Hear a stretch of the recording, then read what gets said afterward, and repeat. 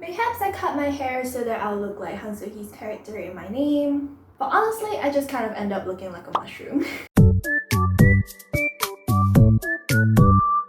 Hi everyone, my name is Ashley. Welcome back to my channel where I do vlogs and occasionally talk about films. And today we will be ranking K-dramas.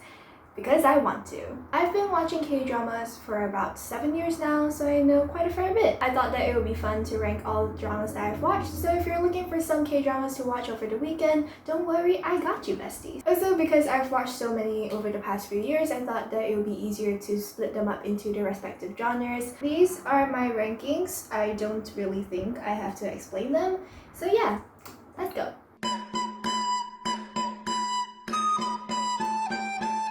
I am very tempted to put this on the jail tier because Gumiho and Gunjandi's relationship is very but at the same time I've watched like 4 out of 5 of the remakes of this drama, so I don't think I have a say in that. I still very much prefer the 2018 Chinese version, which we'll talk about another day, but honestly, there is no denying that this drama is iconic. It was the drama that got me really into K-dramas in the first place. Up till today, the soundtrack is still iconic, and the fact that it has been remade so many times is just a testament as to how timeless this story is.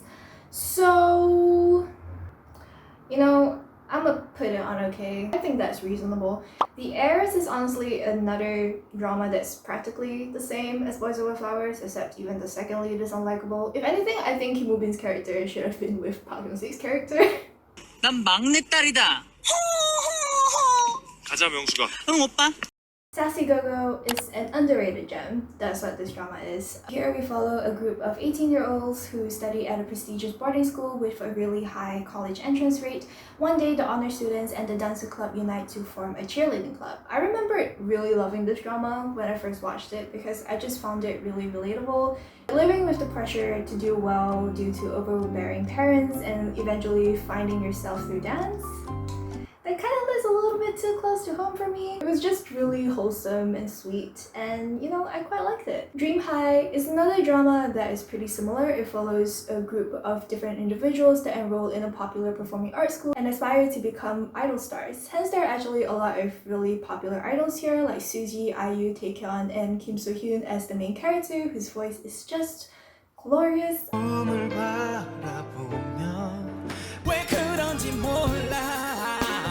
I really love these dramas, especially as a K-pop fan. I think seeing the struggles that they go through to achieve their goals, and I think it's also really interesting to see what goes on behind the scenes. And overall, this drama is about people who learn to work together to achieve a common goal, and it's pretty inspiring. School 2013, I dropped this because I love Kim Woo-bin, I'm okay with Lee Jong-suk, but they just fight all the time in this drama. It's so annoying, and I think I also just really disliked how masculine it was. And I guess it's because of this drama I just haven't watched any of the other dramas in the school series. My ID is Gangnam Beauty. Although I really like this drama, it is honestly kind of bland, and I honestly just really like this because of Kwak Sun-yeon.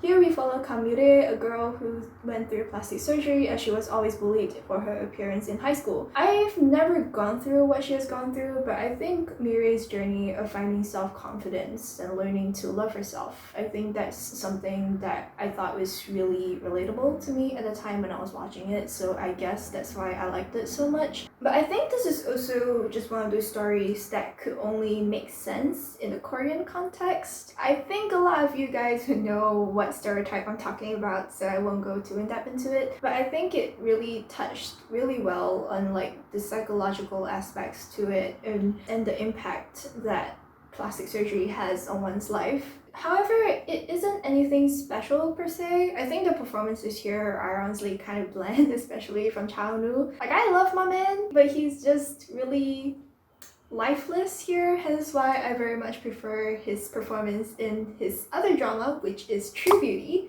which I'm gonna put in superior because that's where it belongs. It is very similar to ID's Gangnam Beauty, but I very much prefer this because it was just so full of life and heart and soul and it's just so wholesome. And the characters also really makes the show really enjoyable. I really love the main character Im Joo-kyung, who is played by Moon Ga-young, and she absolutely kills it in the role. I think she's just really relatable, and I think it's also really interesting to see the shift in how female main characters are written in Korean dramas. We'll talk about this bitch in a bit. Im Joo-kyung, she's just really relatable and witty, even though she isn't like the smartest person out there, and I think that's what makes her really charming. And the chemistry between all the characters are really cute to watch, especially in the other couples that we follow in the drama. But I think the person that really steals the show is definitely Han Seo-jun, played by Hwan In-yeok, who is actually 30. What? American shows can never. Overall, I was just never bored with the show. It is really amazing, and I highly recommend it to anyone that's starting out on Korean dramas. And speaking of Ohani, Beautiful Kiss, which I'm gonna put on jail because that's where it belongs, is another Asian drama classic, but I just really disliked it, mainly because Ohani is just so dumb. I really hate her. Sky Castle, I guess this is considered a high school drama, but when I say that this is the best Korean drama that I've ever watched, I really mean it. The story follows four housewives living at the exclusive Sky Castle community who use every way they can think of to get their children into Seoul National University. One thing that I just really love about this show, and I think what makes it stand out, is the fact that they actually gave the characters really interesting backstories, which makes them really compelling in comparison to other K-drama villains, because I realize in K-dramas they tend to just make them bad for the sake of being bad, and they don't really get into their motivations and why they're doing these sort of things. But here they really do it, and I think because of that, it makes the characters really real and really compelling. It's accompanied with the amazing acting and iconic soundtrack. It's just so good. I also just really love the different family dynamics in the show, which I guess contributes as to why I like it so much. For me, Jin's family's dynamic is very similar to my own, and I haven't seen a K-drama that's properly able to, portray it that well before.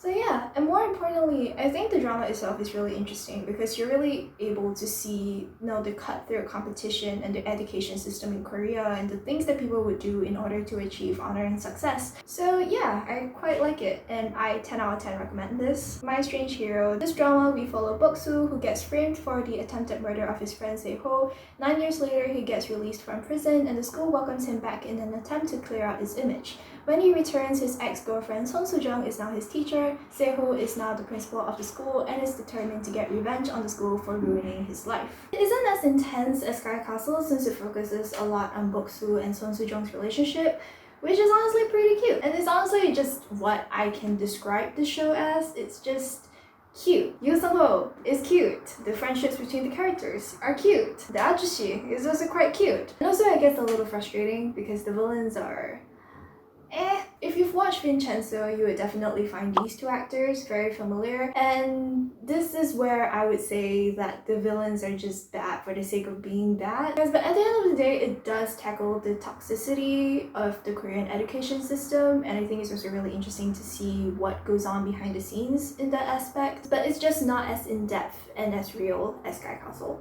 Weightlifting fairy Kim Bok-ju is also quite cute. It isn't anything special in terms of story, but there is no doubt that this drama is iconic because it gives us scenes like this. 메시 좋아하세요? 왜? Love Alarm. Okay, here's the thing. Both seasons of this show are bad, but honestly, season 2 is better than season 1. By a little bit. It has a really cool premise, no doubt. In this day and age where technology controls anything, imagine having an app that can alert you if someone likes you within your vicinity, but the characters are just so flat and bland, so in the end you just get a really boring drama. Jojo is really whiny. Song Kang just did not pass the vibe check for me. His character is kind of a creep. Haeyoung is okay, but he's just very boring. Gunmi is just so annoying, and the fact that none of them gets any development throughout the entire 2 seasons pisses me off so much. But I say that season 2 is better than season 1 mainly because they toned down on the flashbacks. The soundtrack is also better. There is a hint of a good drama somewhere though, because I did like the themes that they brought up in season 1, like how the app can accidentally out people. There's also focus a lot on the impact that it has on society, but these are just kind of overshadowed by the really boring characters. Moving on, 18 again. I was very close to putting this on superior, but the ending really killed it. Because I really love the themes. I think seeing Daeyoung trying to be a better father, but just doing it within the shadows is kind of touching. I also really love the dialogue, particularly the umbrella scene. It's really beautiful. Lee Do-hyun's performance here was just really, really good. I think he portrayed that Ajushi vibe really well with his performance. 이런 미친! 뭘 미친? So yeah, but once again, the ending is bullcrap. So we're gonna put it on cute. Nevertheless, I have talked about this in my What I Watch video, and like I said, it's just really boring in my opinion. The characters are really bland, but I really love the soundtrack. I also really love the aesthetic, and I would die for Potato Boy. Secret Garden. The story involves a rich CEO who switches bodies with a poor stunt woman and they fall in love. This is the first K-drama that I've ever watched, and despite having not watched it for about 7 years, I still remember a lot about this drama and I really do love it. It is pretty enjoyable despite having a lot of the common tropes of K-dramas at the time, and I think it's mainly because of these two. They are so good at their characters. My Love from the Star, I watched this with my mom and my sister and we had such a good time because it was just so funny. Jung Ji-hyun and Kim So-hyun are just really good together, and overall Chon Sung-hee is just an absolute icon. My Girlfriend is a Gumiho. This adorable thing in which an aspiring actor accidentally releases a Gumiho or a nine-tailed fox. This drama was actually my first exposure to Korean mythology and it was actually really interesting, and when you put Lee Sung-gi and Shin Min-ah together, you just get a dynamic duo.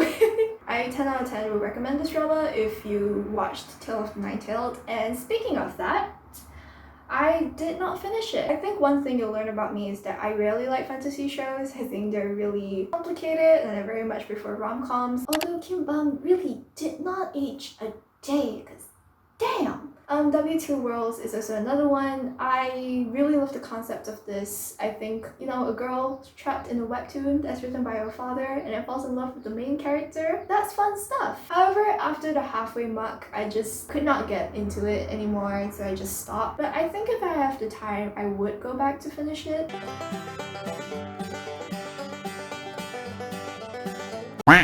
Hotel de Luna is also another one. It's really popular. I know IU is in this and I absolutely love her because she's just so freaking gorgeous, especially in this. But I stopped after episode 10 and just went ahead to watch like other shows and I just did not have the motivation to watch this afterwards. Goblin is also another one. I really love the chemistry between these three buffoons, which is honestly the main reason why I watched it for so long. But my pea-sized brain just found it really complicated, so I just stopped watching. But you know, I had fun. Now, Strong Woman Do Bong-soon. To me, it kind of drags at the end. That's why I'm not putting it on superior tier. But this show is really cute. It follows Do Bong-soon, who is born with superhuman strength and is hired by a CEO of a gaming company to be his bodyguard. And these two are honestly so cute. And you know, he's also there. 남잔 다 개야. 걔 무시하지 마. I really love Do Bong-soon. I think she's easily one of my favorite female main characters in a Korean drama, along with Im Joo-young, because she's just really strong both in personality and physically. And you know, I love complex female characters. I think I also just really love the serial killer that's hiding in the shadows, and which adds that eeriness amongst all the cuteness. So yeah, Hellbound. I think if I set my religious beliefs aside, I wouldn't be so mad at this drama. But it was still a waste of time. So, yeah. Jail.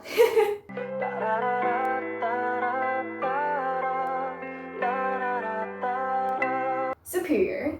Easily. This drama is a remake of the Chinese drama Pu Ting Sing. Here we follow Ha-jin, who travels back in time to the Goryeo period of Korea, and throughout we see her become involved in a power struggle against the various vicious contenders to the throne. I actually watched the original, and honestly this is just so much better because it just has a lot of heart and soul to it, and also better eye candy. Really feel for the characters throughout the drama, and it was just really heartbreaking. It really wrecks you.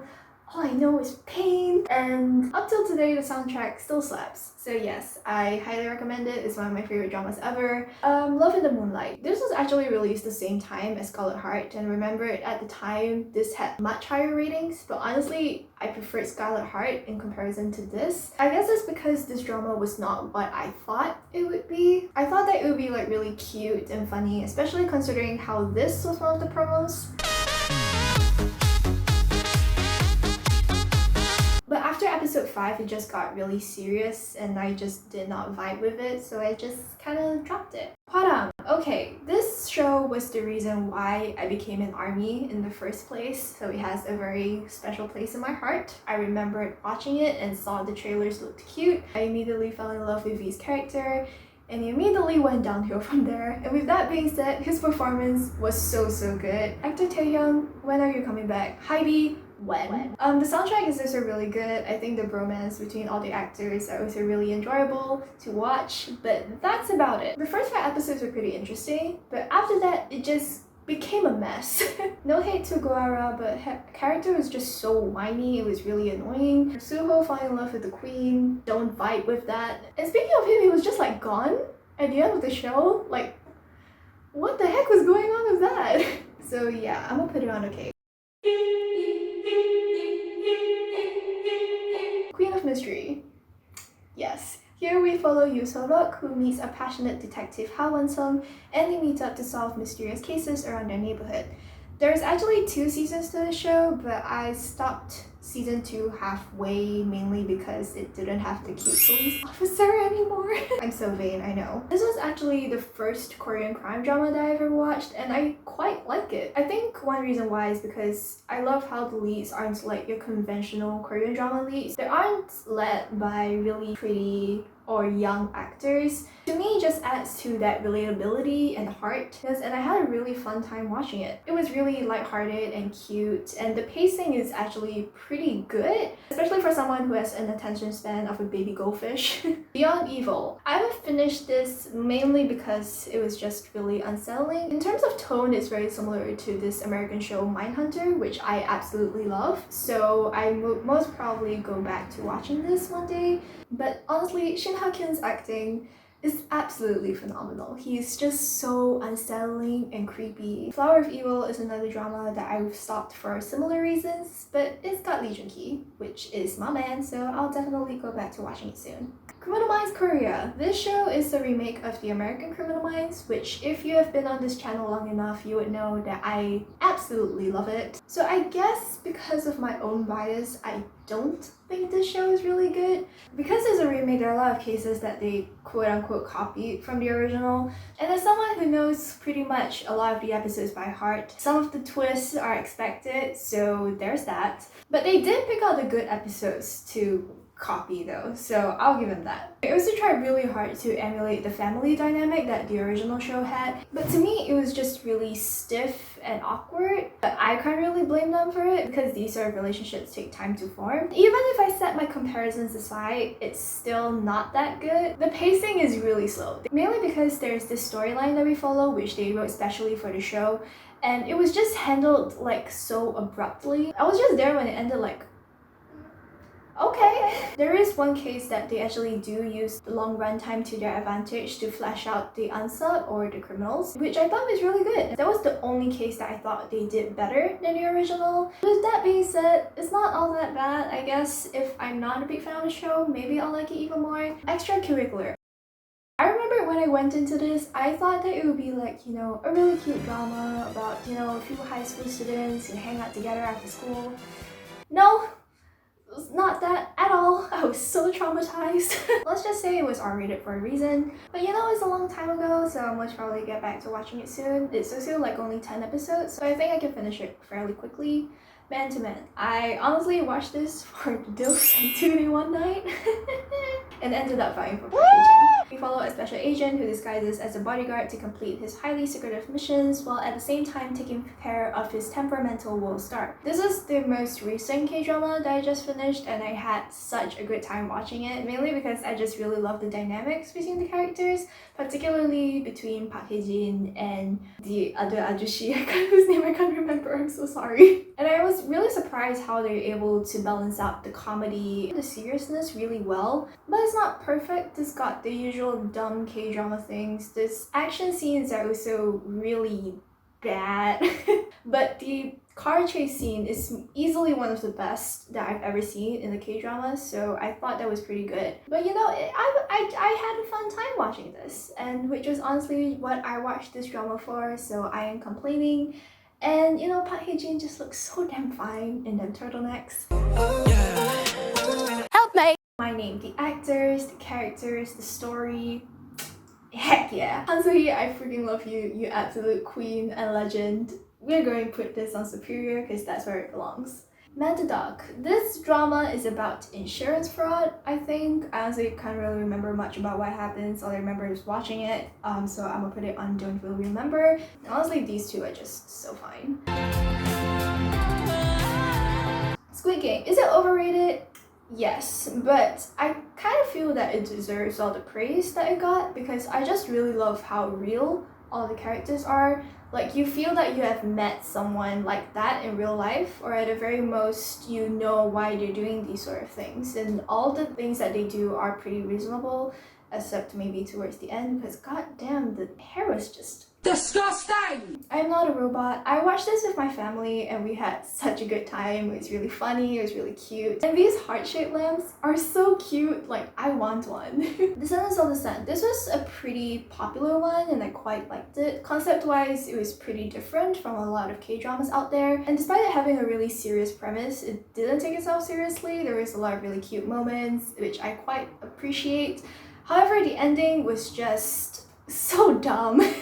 But you know what? It's a K-drama. I can look past it. The producers is kind of disappointing. As someone who used to watch like a lot of KBS shows, I thought it was really interesting to see what goes on behind the scenes of like Music Bank and Today One Night. I thought that it was really smart to have it be shot like a documentary, like Office style for the broadcasting company, but it was not consistent with it. It was shot like half like a documentary and sometimes like a K-drama, so it just lacks that consistency, and in the end it just kind of feels like a mess. The characters are also kind of bland, the pacing is like really slow, and overall I was kind of bored with it, which is a shame. The Hello Counselor sequence though, I really love it. I thought it was just really smart and it's genius. All these, I can't really remember what they're about, so I'm gonna just speed through them. Winter the Wind Blows. I'm pretty sure I watched this for them because I honestly don't really remember what this drama is about or what happens. Coffee Prince is another classic. It was actually my first exposure to Gumiho. My Lovely Samsoon, all I remember is Daniel Henney looking hella fine and Hyun Bin looking... But you know what? He had a glow up. Full House, this drama is as old as me. Like, gosh. It's another Korean drama classic starring Song Hye-kyo and Rain. Personal Taste stars Son Ye-jin and Lee Min-ho. I watched this with my family and I quite remembered enjoying myself, but then again I remembered nothing. Hwarang and the Magistrate. I'm pretty sure I just watched this for Shimina and Lee Jun-ki. And I remember this made me fall in love with Yoo Sung-ho. He played like the god, I think. I remember after that we just called him Cinnamon Roll because the hair just looks really similar to that. Big. I had a really fun time watching this, so honestly all I remember was like 10点10分. I watched it in Chinese dub, don't mind me. To the Beautiful You, I quite remember enjoying it because once again it was a more of like behind the scenes of what goes on in the Korean entertainment industry. Uncontrollably flawed, uncontrollably fond. Yeah, it's a really weird name. I don't know why they call it that. It's really sad. And I honestly don't remember much about it other than the heartbreaking ending, which I genuinely liked because it was very different from a lot of Korean dramas that I've watched. But it's just really boring. I mean, I very much prefer rom-coms, so it was very like bland. But I really love the soundtrack though. The soundtrack is really good and Kim Woo-bin has an amazing voice and I'm just really glad that he's feeling better now. and I just can't wait to see what he has in store next. But yeah, that's all the K-dramas that I've watched. I think I'm happy with where I've put them. So yeah, hope this video was fun for you guys. If you do like this video, don't forget to like and subscribe, and I'll see you guys next time. Bye!